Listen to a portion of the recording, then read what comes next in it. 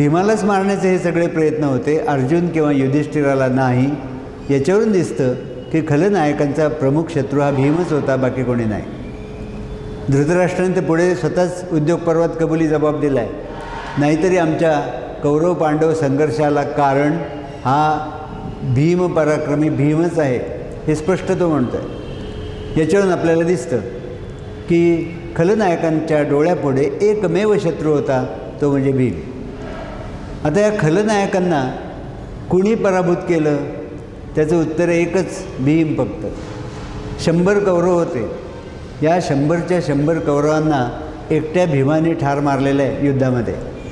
अर्जुन कुठल्याही कौरवाला मारू शकला नाही, धर्मराजही कोणाला मारू शकला नाही. फक्त भीमाने मोजून 100 कौरव ठार मारले.